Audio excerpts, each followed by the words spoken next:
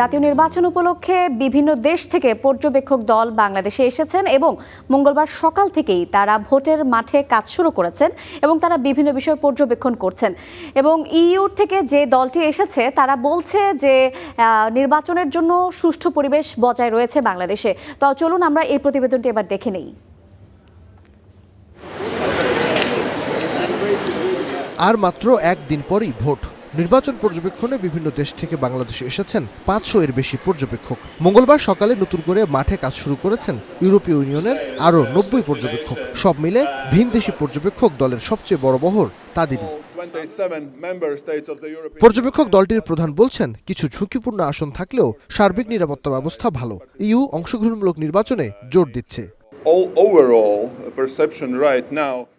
আমরা অংশগ্রহণমূলক নির্বাচনে জোর দিচ্ছি। বাংলাদেশের নির্বাচনের পরিবেশ ইতিবাচক। আমরা ভীষণ আশাবাদী একটা ভালো নির্বাচনের জন্য। এদিন প্রবাসী কল্যাণ ভবনে আসেন কমনওয়েলথের নির্বাচন পর্যবেক্ষক দল।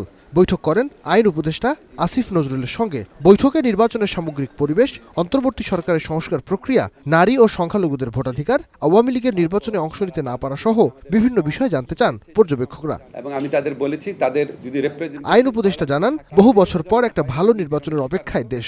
তার মতে এবার ভোট কেন্দ্রে উল্লেখযোগ্য উপস্থিতি থাকবে নারী ভোটারদের। আমি মনে করি এবার নারী ভোটারদের অংশগ্রহণ আগের চেয়ে আরো বেশি বাড়বে।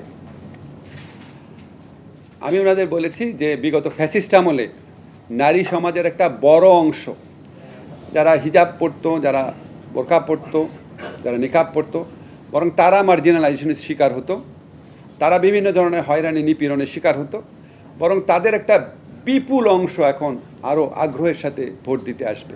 এর আগে গতকাল প্রধান উপদেষ্টার সঙ্গেও কমনওয়েলথ নির্বাচন পর্যবেক্ষক দল সৌজন্য সাক্ষাৎ করেছেন। রাষ্ট্রীয় অতিথি ভবন যমুনায় অনুষ্ঠিত এই বৈঠকে কমনওয়েলথ অবজারভার গ্রুপের চেয়ারম্যানের নেতৃত্বে 23 সদস্যের প্রতিনিধি দল উপস্থিত ছিলেন। নাইম আবির, স্টার নিউজ, ঢাকা।